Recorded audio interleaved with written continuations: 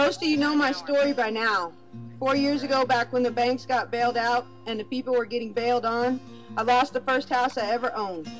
After moving to South Louisiana and rebuilding our lives, my husband and I were able to move ourselves and our 6 children into a beautiful new home. And 3 days later, the moratorium hit. And I say hit because it was like a punch in the stomach to the people of our area. The story never told about South Louisiana is that the fishermen, crabbers, oystermen, and oil workers are the same. Many of our fishermen work the season doing what they love and then go back to the oil fields to make a living. All of us live to serve and be served from the Gulf of Mexico. You won't find an oil worker that doesn't love the bayou, and you won't find a fisherman that doesn't profit from the oil field. Sadly, this spill and consequential moratorium has effectively marched us headlong into a deep depression in the Deep South.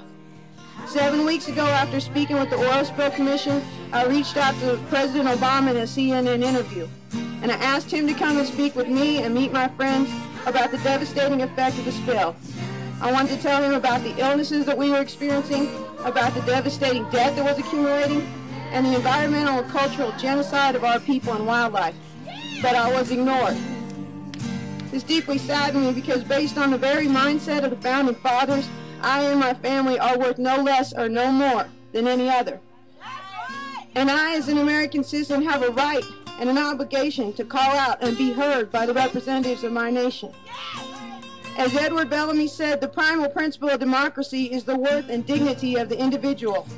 My call to the President was more of a test of the democracy and the republic than of the man. Since that day, BP, at the urgency of the administration, has set up a fund of $100 million to help those hurting from the moratorium. It has been over 4 months and the application process for that fund has just begun. You see, that is the big lie sold to the American public, that BP is taking care of us, that they are making it right, that we are receiving checks and that we are okay. And yet, not one oil worker has received $1 since the moratorium began. Last week, I made a decision whether I should buy Tylenol for my fevering baby or food for his brothers and sisters. The reality is 23,000 American oil workers are jobless, and this fund, administered by the Gulf Restoration and Project Foundation, created by the Baton Rouge Area Foundation, will only cover by their own admission 9,000 people. Service workers most likely will not be paid in all. And if you don't know anything about the oil industry, only a small portion of people work on the oil rig, but each rig is supported by thousands of more jobs, both on the rig and on land. This charity organization, BRAF, gave $4 million in the years 2005 and 2008 to the top lobbying firm Cassidy & Associates, and it pays its leader $440,000 a year, according to the tax records. British Petroleum will give BRAF $6.5 million out of that $100 million for administrative costs for the 60 days that they are in operation. In those 60 days, they are set to pay one-time grants between $3,000 to $30,000 in taxable funds. And by the time this moratorium is set to end, my family will have lost $45,000 and possibly the home that we worked so hard to get. And even then, with the new regulations and environmental concerns, that had we an honest oversight to begin with, would have happened a long time ago, will move the actual date of continuance back to an unknown time. Also, no funds will be paid unless we're able to show that we are in dire need. That means if you have a 401k, if you have a savings that you've been putting back for your entire life, you are forced to use that to survive this. The federal government and BP are raping us of our future. And it doesn't end there. On April 20th, we lost 11 brave men. 19 children are without fathers. 22 parents are without sons. And 6 wives are without husbands. A decision enacted by BP and enforced by silence of the American government states that those 11 families are not in any way able to make a claim on one dime of that $20 billion BP fund. And thanks to the maritime law, the Death on the High Seas Act, that states essentially the value of a man's life at sea is worth less than his life on land, those women, those mourning women, will fight in court for their family's future. A bill that is stated out in Senate could change that, but as I speak today, it has not passed. And we do not have knowledge of when or if it will. As I see it, we need to diversify our economy. We welcome clean energy jobs. We welcome any job. I'll try and work with it for a second, see if I can get We are no welfare state. We learned a long time ago that when you are dependent on either a corporation or a government, that entity owns you. The truth is, we as a nation and a people have lost our way.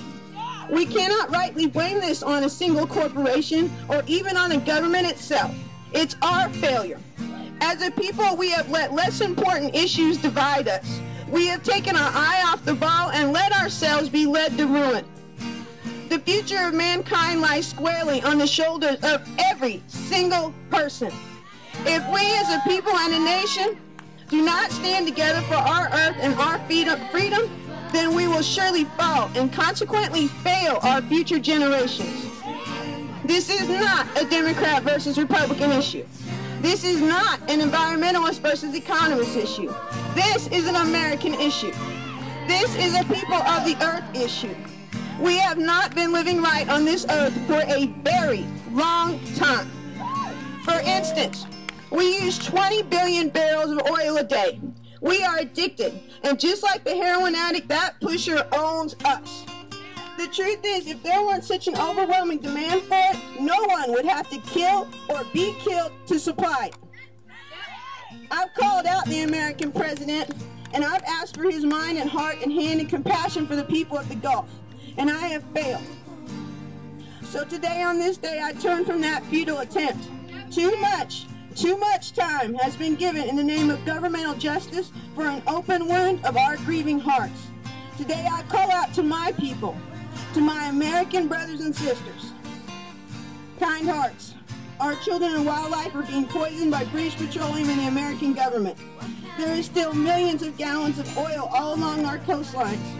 And now their poison is in our water to the point where we are forced to question the validity of the safe seafood claim. We have been let down.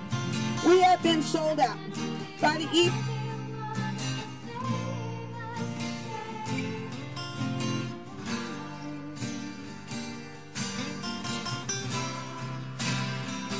We have no options, and your people need you.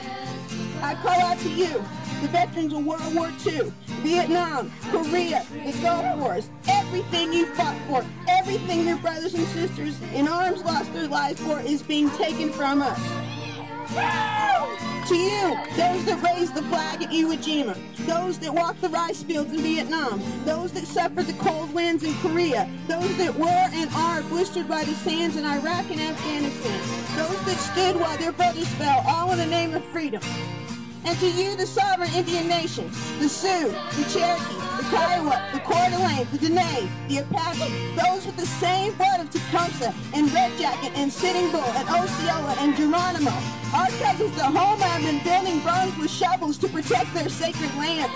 I call upon you because the time is now. I call upon the Appalachian coal miners, the Michigan auto workers, the California winemakers, the Midwestern farmers, the factory workers, the waitresses, the cab drivers, the working public. How much will we all as a people be asked to lose? We have built this nation by our sweat, and we have built this nation by our calluses.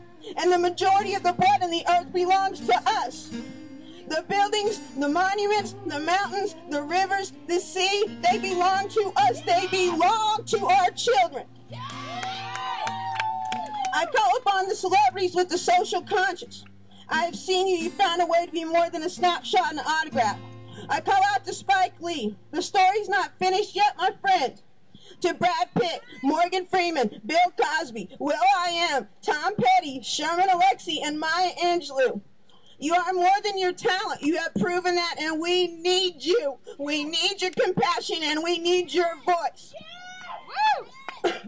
I call out to any politician, state or federal, who has not yet been bought or sold. I would call you by name, but frankly, I don't know who you are. Introduce yourself if you're real, and we will chat. We will follow you. I call out to the mothers and fathers, the grandmothers and grandfathers, the future of our children. Depend on us taking the fight off of their hands. They should not pay for our greed. They should not spill their blood for the ideals that we have lost. Do not tell me we can't, because I will tell you to stand aside. I will tell you that we will. This September 11th, 1 week from today, 9/11 first responders, Exxon Valdez, Katrina, Rita, and Gulf oil spill survivors will meet in New Orleans. This is the beginning of a new conversation. This is the beginning of a new day, one which we will no longer wait for a phone call or a hand up.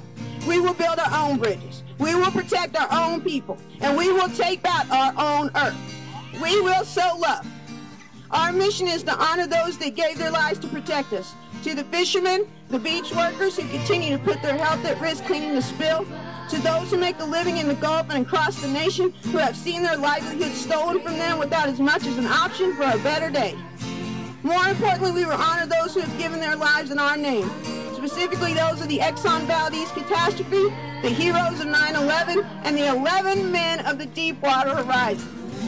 I invite you, my American brothers and sisters, to a twilight prayer in Jackson Square to honor them.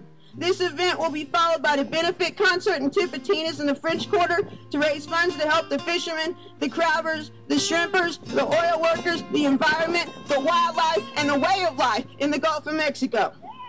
Together we will make a statement that we will no longer let our people, not any single one, across this great nation, fall to a backwards and lost democracy. We are not for sale. We will not be victims. And we will no longer let the greed of the few decide the destiny of the many. America, can you hear me?